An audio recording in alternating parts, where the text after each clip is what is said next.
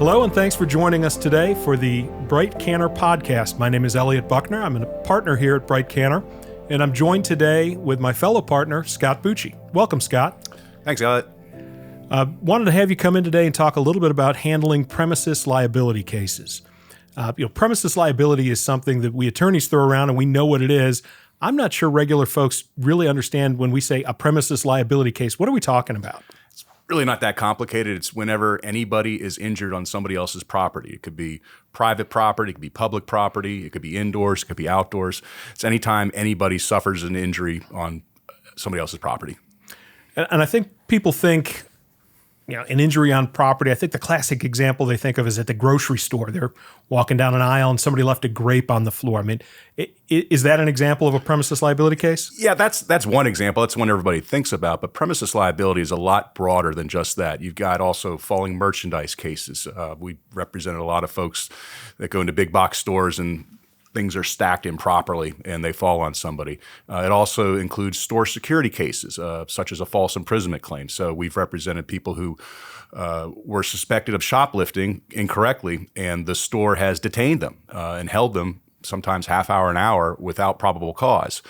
So that's a claim for false imprisonment. That's an example of a premises liability case. You've also got security cases that arises a lot of times in hotels and motels where the hotel doesn't properly secure the doors. Somebody's allowed to get in that it shouldn't be there and ends up assaulting somebody else. So it's not just simply slipping on a grape or something like that. There's a lot of different kinds of premises liability cases. I'm kind of curious about that security case that you were talking about. I mean, that I wouldn't think of as your typical premises case. It's not the grape on the floor. It's not the wet floor after somebody mops it. Tell me a little bit more about what a security premises case is. Okay. So like a motel or a hotel, they owe a duty to protect the people who are staying there. And it's called innkeeper liability. And that's because when you go to a hotel, you're not in control of your surrounding. You really are relying on somebody else to protect you because you don't own the keys to the hotel or the motel. And so many of them have key cards and limited access. And if they don't properly protect you and properly secure the premises and allow, somebody to come in and commit an assault, then they're responsible for that. And so we've handled quite a few. In fact, we've handled one recently where the key card entry was defective. It was broken. A guy was able to get in, and as our client was leaving, grabbed her, threw her back into the room, and sexually assaulted her. So that's an example of a premises security case. Is there anything unique about handling premises cases here in Virginia? I know that you practice in a number of different states, and you get pulled in by other attorneys, even outside of Virginia. But within Virginia, is there anything unique about our state? Well, the biggest thing that's unique about our state is what we call contributory negligence. Pretty much every other state except us and a couple others follows what's called comparative negligence. Now, comparative negligence is kind of common sense. What happens is that a jury, in evaluating the case, compares the fault of the customer and the store. And so let me give you an example. A customer is walking through the store and they slip and fall on some water, and the jury has to say, okay, well, what part of the fault lies with the store and what part lies with the customer? And they may say, well, the store was 95% at fault because they have a duty to keep the store safe. But you know what? That customer could have been looking where they were walking a little bit better. They're partially at fault too. They shouldn't have been looking up at merchandise. So we think that they're 5% at fault. And in comparative negligence states, what happens is you reduce the compensation by the percentage fault. So if the jury were to award, say, $100,000, at the end of the day, the customer would be compensated only $95,000. It would be reduced 5% for their proportionate fault. Virginia, it's called contributory negligence. And what that means is that if the customer is found to be at fault at all, 5%, 1%, it doesn't matter, they get nothing. They are barred from recovering. So it's a very harsh rule, very difficult to overcome in Virginia, but it's unfortunately a challenge that we have to face. And Virginia likes to be an outlier with contributory negligence. Are we an outlier? We are definitely an outlier. I think that it's only us, Maryland, North Carolina, I think Alabama are the only states that follow this rule. And Yeah, it's an issue in every premises case. It's an issue in general tort cases as well. In auto accident cases or any other type of case, but in premises cases, it's always an issue. Why is it always an issue in premises cases? If it applies in all cases, is it unique to premises? Is it harder in premises? It's not unique to premises, but it's definitely harder because you can always take a little bit more care. I mean, that's the argument the defense always raises. Say, oh, well, they should have been looking harder. We don't walk around looking at the ground when we're walking through a store, but they try to frame it to say, okay, well, look, if you're just a little bit, just taking a little bit more care, this accident would have been prevented. And sometimes juries fall for that. But again, it's a harsh rule, something we have to deal with. Well, what do you have to prove in a premises case? I mean, we've talked a little bit about the contributory negligence, and it almost sounds like you have to prove that your client, the person who was injured, wasn't negligent. But how do you prove that the store owner, the property occupier, that they were negligent, that they're the ones responsible? I think it's easier to walk through an example. So you have to prove what's called actual or constructive notice. And so what that essentially means is that the store actually knew of the dangerous condition or that they should have known. And so let's say you have a case where somebody's walking through a store and there's a leaky cooler and they slip and fall on the water. You have to prove that the store actually knew that cooler was leaking, or you have to prove that they should have known. Now that may sound simple. It's like, oh, well, it's their cooler. They should know that it's leaking. But that's not what the Virginia Supreme Court has said should have known or constructive notice means. What our Supreme Court has said is that in order to prove that a store should have known of a dangerous condition, you have to prove how long that condition was present.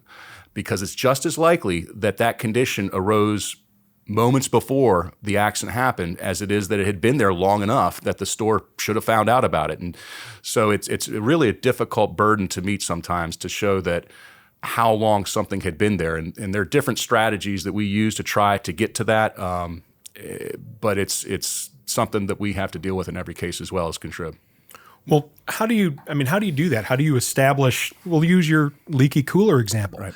How do you establish that cooler either had been leaking for a while or that the store should have known about it? I mean, how do you do that when somebody comes in and says, I slipped and fell on this liquid in the store? What do you do? Well, I think you hit the nail on the head of one thing. It's very important that if somebody's injured, they come to us as soon as they can because we send out preservation letters to get surveillance video. And so what that means is that as soon as somebody hires us, we immediately ship a letter to the store that says we're asking that you preserve all video because the surveillance video will show how long the water had been on the floor. Now, these surveillance videos, typically they are taped over every 2 to 4 weeks in most big box stores. It's been my experience. And so if somebody comes to us, 6 months or a year after the accident, that evidence is likely lost. And that's a reason. That cooler gets fixed? That cooler gets fixed. The condition is gone, and the surveillance video that shows that it had been on the ground for an hour before the accident, it's gone too. And so, if somebody has an accident like that, it's really important that they contact the firm right away so that preservation letter can be sent out. What about just using your leaky cooler example? What if it is the first time that the cooler leaked? It leaked and spread water condensation on the floor and somebody comes in and slips and falls. Is the store off the hook just because it was the first time it happened, or are there other duties that the store has to identify that problem before somebody slips and falls on it? Well, that's, then we get into maintenance records and seeing how they maintained it. Did they ship it out did they delegate it to a third party? And so then, we go through a process after a lawsuit is filed called discovery, where we're allowed to get documentation of what procedures they use to fix, to maintain. Had there been any problems in the past? Was there a third party vendor, an outside company that maintained it? What type of schedule that they maintain to check this thing? And sometimes you find out that, we never check it until there's a problem. Well, that's not proper maintenance. And so that's an avenue that we sometimes use to try to prove liability. If that stuff's not available, the videos are gone or the maintenance schedules are gone or something like that, and that can happen over the passage of time with the store. And what do you do to make sure that stays intact until you can get into the case and do your discovery? Is that preservation letter you're talking? Yeah, that's the preservation letter. Because so that is a letter. So we call it putting the store on notice that there is evidence that may be relevant to a claim. That's the legal jargon. But basically what you're saying is, look, you guys have stuff in your exclusive possession right now that is relevant to the case. We're demanding that you preserve it. And if the store does not do that, then we can file a motion that's called and ask for what's called a spoliation inference, which essentially what we do is we go to the court and we say, look, this person hired me. They had a slip and fall or whatever it was. We asked them to preserve the maintenance records. We asked them to preserve the surveillance video. The store was on notice. Thankfully, the customer hired us a couple weeks after the accident. We know that it still should have existed. They didn't do it. They didn't preserve it. All right. Now that evidence is lost forever. So, Judge, we're going to ask that you instruct the jury that they may consider that had that evidence been presented, it would have been adverse or bad for the store. So that's something, a tactic that we use to win these difficult cases. Going through that list of the stuff that you're looking for in these cases, you seem to know exactly what you're asking for, and I think that's a little inside baseball from your past history. Before you started fighting for the good guys and representing the injured people, you spent some time representing the building owners, the property owners, the stores, right? Yeah, so I've been doing this for 23 years now, and the first dozen or so, I was a defense lawyer. So I was actually defending against the people that I now represent. So I used to represent Walmart and Costco, Big Lots, Lowe's, stores like that. And so I've been able to see behind the curtain a little bit and see how they defend cases and what, I know what to look for and, how they maintain it usually. Do you think that gives you an advantage because you understand some of their policies and protocols, like how quickly they overwrite their videos and how quickly they purge documents and things like that? Yeah, I think it does. I can send, a lot of times judges call it fishing expeditions when, in discovery, when we get into a lawsuit, we're allowed to send what we call interrogatories and requests for production and we're looking for certain documents or certain things. And some lawyers will send very broad things. I like to keep things narrowly tailored. I know exactly what I'm looking for. And yeah, I do think it gives me an advantage. So you're taking care of your cases by shooting with a rifle, not a shotgun. Yeah, essentially. And so, it doesn't make much sense to ask for broad stuff that's irrelevant, that's just going to delay the case longer, have more motions and things like that, versus if you go right with laser focus of what you need, you're more likely to have a judge say, okay, you have to turn that over, versus asking for everything under the sun. You had talked a little bit about the security cases, the premises security case, and I think one of the examples you gave was the hotel and the faulty access door.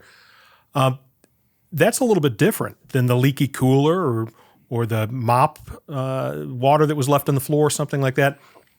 What are you looking for in a security case, a negligent security case, to prove that case?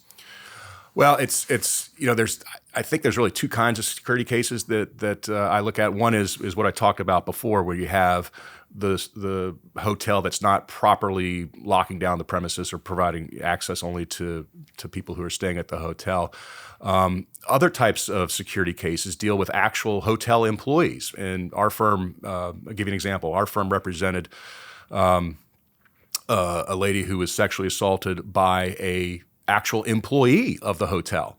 And in those cases, what we're looking for is whether or not the hotel did a proper background check on the employee. And in that case in particular, it was actually the guy who was supposed to be providing security. It turns out that this hotel employee had a history of prior felonies, prior sexual assaults, and the hotel did virtually nothing to investigate his background. And so we were able to prove that they had what we call negligent hiring. But that's a different type of security case. But that's in those cases we're looking into what did they do to investigate this employee's background.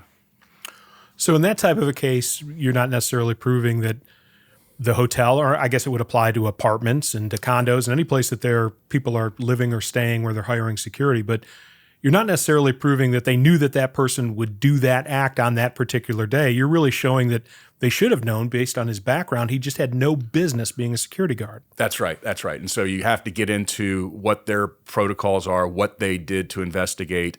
A lot of times they'll just say, have you they won't even do a criminal background check. And if you don't even do that, then really how much effort are you putting forth to take care of the people who are staying at your hotel? But yeah, that would be considered a premises case as well. But it's called the tort of negligent hiring. But again, it occurred on a premises, so that's an example of premises liability. We've been talking a lot about incidents that occur inside a building. I mean, you had referenced the falling merchandise. There's the stuff on the floor. There's the incidents that can occur with a hotel or an apartment or something like that. Can there also be premises liability cases that occur outdoors in a common area or in a park or something like that? Sure, absolutely. Yeah. So premises premises liability is just simply injury on somebody else's property. And that property can be indoors, it can be outdoors, it can be in a parking lot. A lot of times there are slip and fall on snow and ice cases. I'll give you an example in a parking lot. And so a store on a snow and ice case, a store has a duty to remove snow and ice within a reasonable amount of time after the snow and ice has fallen. And a lot of times stores will hire these vendors to go do it who just run through really quickly, don't do a good job. Customer gets out, first step out of the car they take, boom, they fall down. That happened outside the store in the middle of the parking lot. That's still considered a premises liability case. But how does the store control the snow and the ice? I mean, they don't dictate the weather like that. They don't, but they do. If they're going to hold themselves out to the public and invite people to come on in, spend their money, shop, they have a duty to use reasonable care. Now, that duty doesn't start, and this is a little quirk in Virginia law, is that they don't have to start removing the snow and ice until after it's stopped falling. And so, no, they don't control when the snow comes, when it comes and when it stops. But when it does stop, that's when their duty begins to remove the snow and ice and use reasonable methods to do that. Does it matter where the snow and ice is accumulated? I mean, does it have to be in a specific part of the parking lot or near the front door or the only door in and out of the building? I mean, does any of that matter in a snow and ice case or a parking lot case like that? Yeah, it does. So if the legal term is means of ingress and egress. And so if there's only one means of ingress and egress, then the duty is heightened. You have to use greater care closer to the front of the store to make sure that area where people are most likely to walk through is clear. Near the front of the store. And I've found that, I've tried a few of these, that it's really a jury question as to whether or not it's reasonable once you get into the parking lot. Now, if you're talking the way far back of the parking lot, sometimes juries will say, look, you can't do everything. But if you're going to remove snow and ice, you got to do it where the folks most likely are going to be walking from into the store. So way back in the back of the parking lot, maybe not. Up at the front of the parking lot, absolutely. I've always thought this was a really interesting case that you handled years ago, now that we're talking about stores and parking lots and snow and ice and things like that. It was that case, and we're not going to mention any names, but it was the case where you had a person who slipped and fell on a patch of black ice in a parking lot, and it was way away from the building, but it was on a slope. And I'm hoping you're remembering the case I'm talking about. Mm-hmm. It was on a slope, and what was happening, it was several days after the storm, and it was the snow would melt, and it would run down the parking lot and then freeze at night. And I mean, the things you went through to prove that case between bringing in experts and meteorologists and all this stuff, just can you share a little bit about what went into proving that case? Because I remember when you first started telling me about it, I thought there's no way you're going to be able to prove this case, but you put it all together. Yeah, I mean, so we had to get NOAA, National Oceanographic Atmospheric Administration. We had to get those records from the government to show exactly when, what were the temperatures. And you could see that the temperatures would, during the day, they would get up so it was hot enough that the snow would melt, and then it would refreeze. It would go below freezing at night. And we had to get a meteorological expert to explain that, look, when snow will melt and refreeze.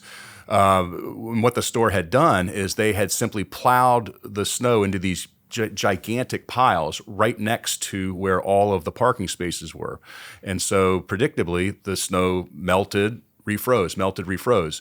And, I'm not saying that you have to remove all of the snow, but what you have to do is realize that that's going to happen. And we had a snow removal expert come in and say, well, you have to salt every day in order to prevent that from happening. And we were able to, at mediation, get the case resolved under that theory. Didn't y'all also bring in an engineer to look at the slope of the parking lot? And Yes. Yeah, and so we had to say this all goes into, is this a foreseeable danger?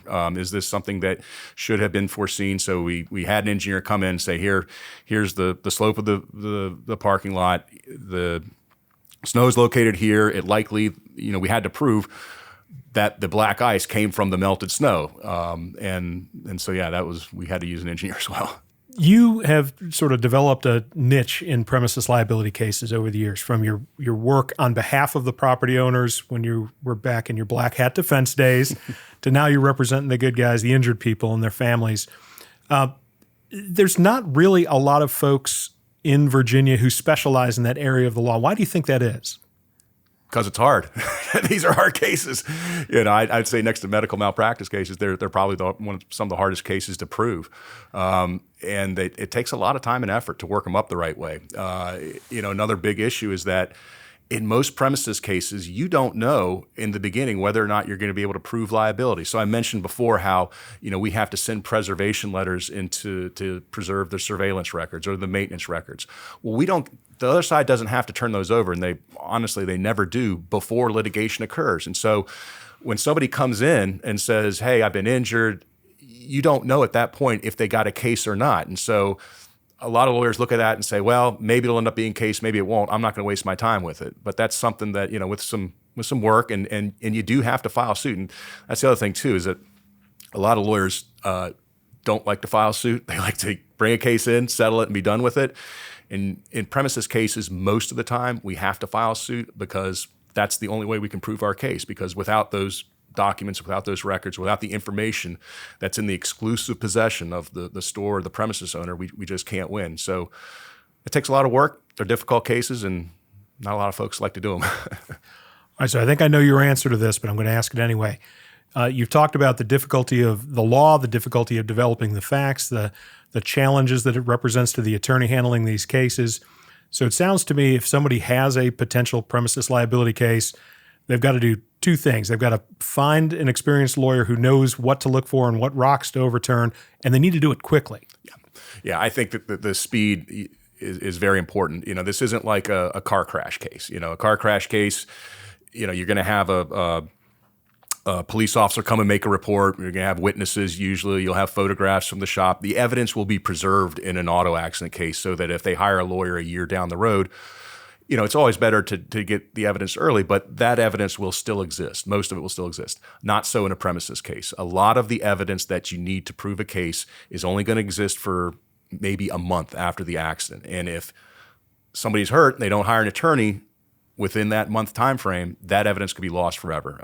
And again, that is evidence that is exclusively in the control of the defense. Unless you put them, of the premises owner, unless you put them on notice, it's going to be gone forever. All right, Scott, what do you think is the number one misconception that the public has about a premises liability case? The biggest one is that most folks think, well, wait a minute, I'm in this store. They're supposed to keep it clean, supposed to keep it safe. I fell down, I got hurt. They have to pay me. They're responsible for this. It's because it's their premises. They're responsible for it, and that just isn't the law in Virginia. Unfortunately, the law in Virginia is really tilted toward the premises owner, toward the stores. It makes it very difficult for the customer to win because you have to prove that the store either actually knew of a condition that caused the injury, which rarely occurs, or you have to prove how long it was present. It's not just that, unfortunately, you happened to get hurt at a store. It's just a much higher legal standard. All right, Scott, thanks so much for your time today. If anybody's watching or listening has any follow-up questions, feel free to reach out to us here at Breit Cantor. If you've got premises liability questions, Scott will be here to help you answer those as well. Consultations here are always free. Scott, thanks. Thank you, Elliott.